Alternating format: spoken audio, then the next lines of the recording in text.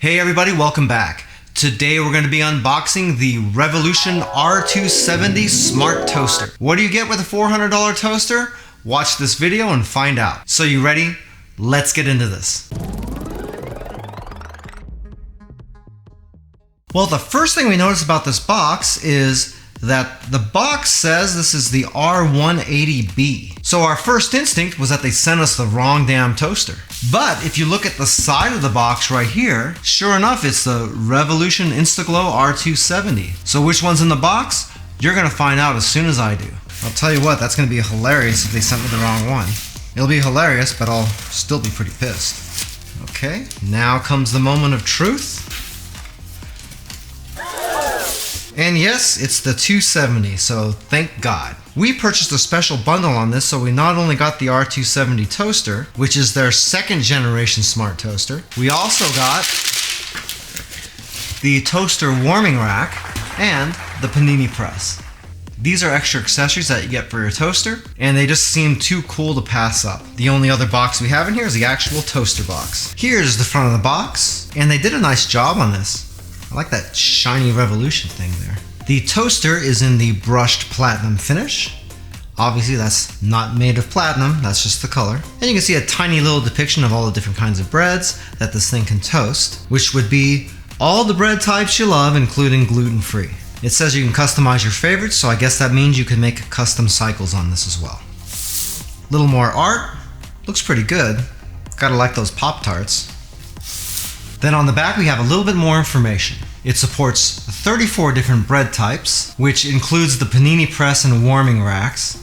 So basically if you don't have those accessories we got, then it's a little bit less on the bread types. 3 different toasting modes, so you can toast either fresh bread, frozen bread, or you can do a reheat of something that was previously toasted maybe. 7 different toast shades from not cooked at all to burnt to a crisp. Hopefully that's not what we actually get, but you know what I mean. But if you ever played with those settings on a toaster, then you know exactly what I'm talking about.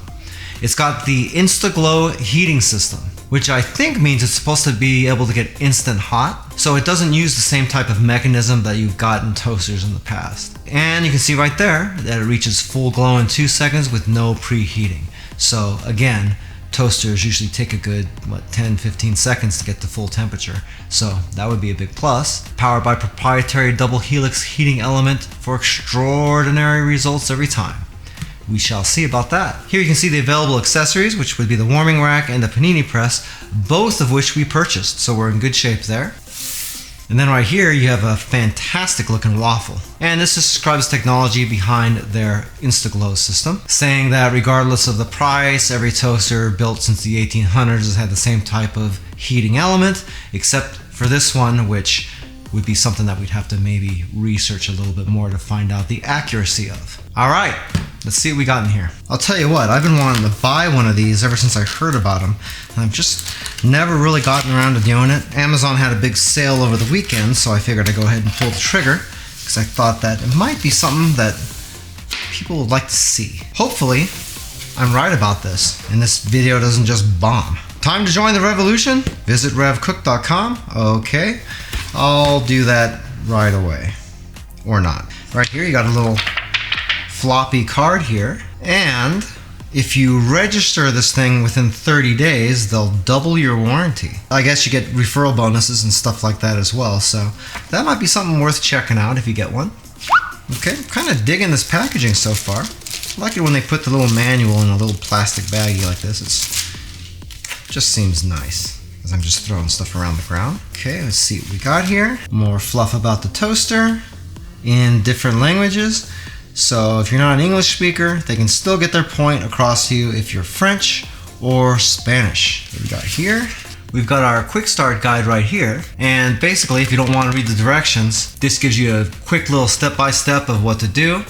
But honestly, this is one of those things to where if you can't figure out a toaster, I mean, even something like this, I would imagine this is going to be pretty freaking simple, other than getting the correct bread choice down. Anyway, you got our user manual, which is more of the same, probably warranty information, cleaning information, stuff like that, precautions, you know, parts list, and some more in-depth about the controls. And again, it's in multiple languages, so this is pretty thick, but it's in multiple languages as well, so it's really just like, I don't know, a few pages. No problem. Another registration card. This is now our second reminder to register this product. And there's this. You know, I always throw those manuals around to be funny, but the real joke's on me because I'm the one that's got to run around the kitchen picking all that crap up.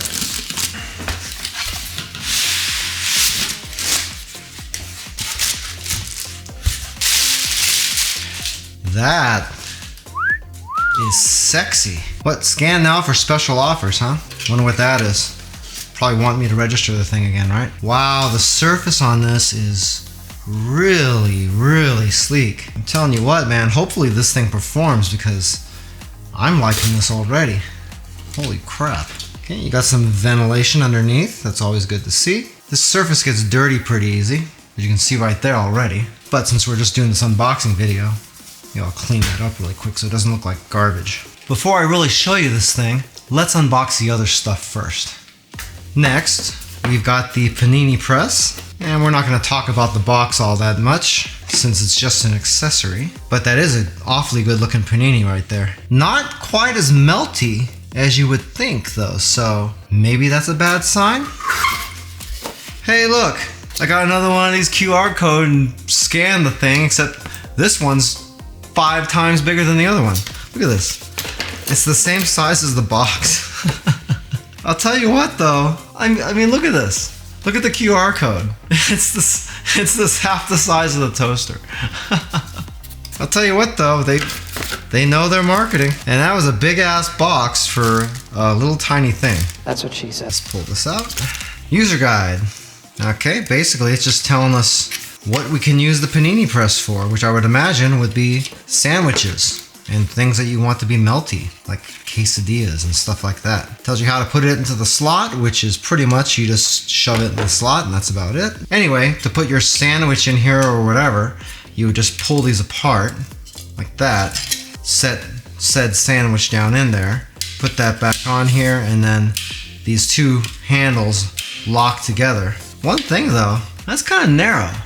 So I mean, if you're throwing a panini in there, you're going to be squashing that thing pretty good right off the start.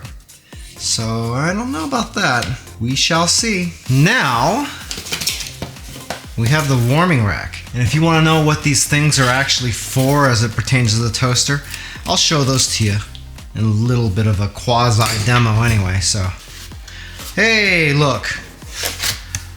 Another massive sized QR code. Pull that out. We have a user manual for a warming rack. I don't think I'm going to even open that. And then there you go. It's a warming rack. The thing about this is it just sort of sets on top of your toaster like that, but I'll show that to you in a second. It's got rubber feet on it, so that's nice. I'll tell you what, this thing is really sleek, and you'll also notice there's absolutely no levers or anything on it. There's not even a lever to bring the bread down into the machine. Evidently that's all automatic. The only mechanical thing on here is the crumb tray down here. And it's got sort of one of those press to release things like you get with cabinets sometimes, where you push it in to release it. See how it popped out?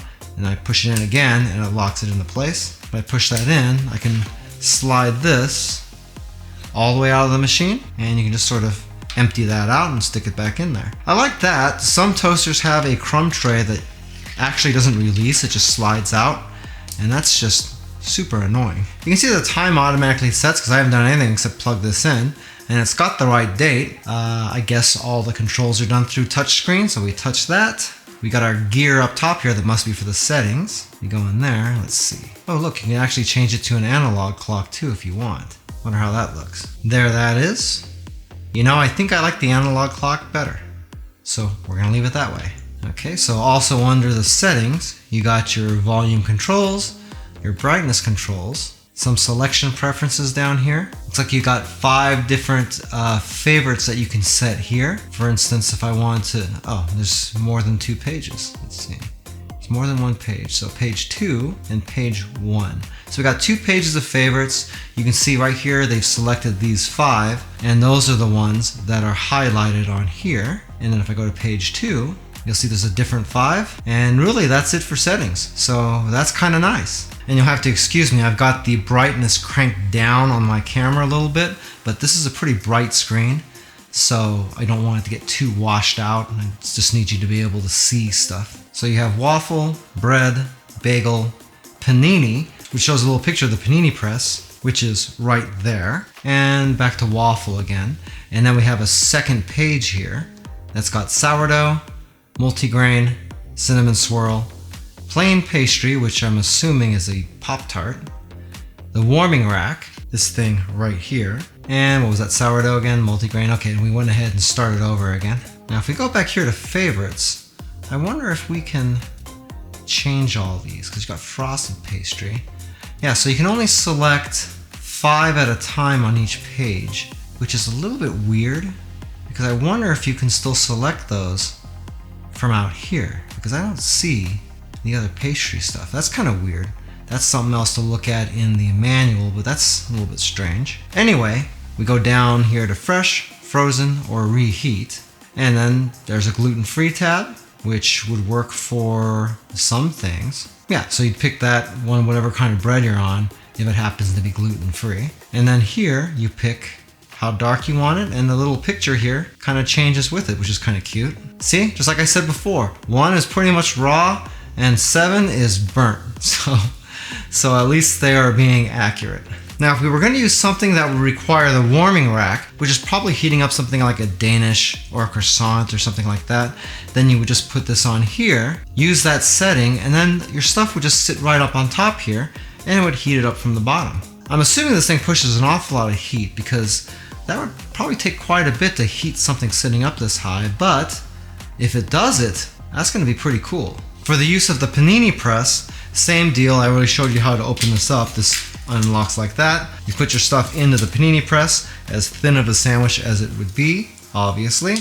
Put that in there, clamp that back into shape, so once these are together, this can't open up, and this would go right in there like that. And so this doesn't quite take up the entire space. I thought they could have made this a tiny bit wider, but who knows? Maybe I'm wrong. When I do our review, we're definitely going to be doing some paninis on this. Hey, by the way, if this is your first time here and you want to learn some cool new recipes, get some great cooking tips and tricks and all sorts of other kitchen related things, then start now by subscribing to the channel and clicking the notification bell so you never miss a thing.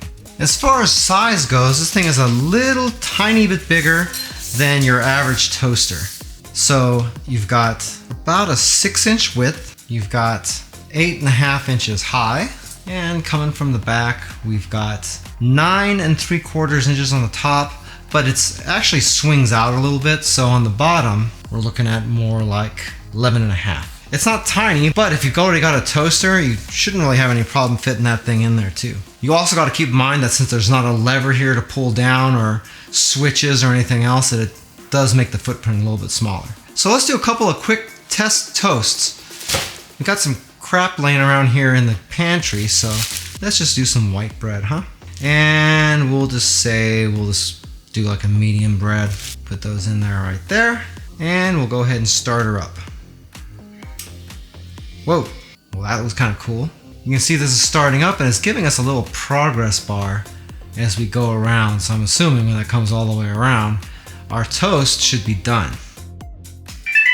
Wow, yeah, that's pretty good. Looks a lot like the picture. And really, that was a very, very fast toast. Now for the Pop-Tarts.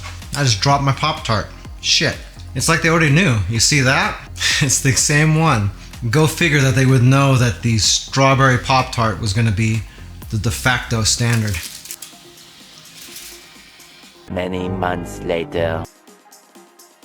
Okay, let's see what we got. A little tiny bit soft in the middle, but that's kind of how you normally get Pop-Tarts, I think. Ooh, wow. Yeah, that's good. So it's good to know a $400 toaster can make a Pop-Tart, right? This thing seems really cool. Yeah, it's expensive, but if it can do everything it claims to do well, then it just might be worth your money. Over the next few weeks, we're going to put this thing through the ringer and see how it stacks up. After that, we'll be posting a full product review. If you'd like a little bit more information about the Revolution R270 Smart Toaster, we do have an Amazon affiliate link to it down in the description of the video. If you buy anything through those links, we do make a small commission, but it doesn't change the price that you pay 1 cent. If you like this video, then you might like this video right here where we reviewed the Ninja Flip Toaster. That's another pretty compelling device, and it's also a lot cheaper. Well, that's it for now. I hope to see you back again here really soon, and until that time, I am Joe, and I hope you have a phenomenal day. Take it easy.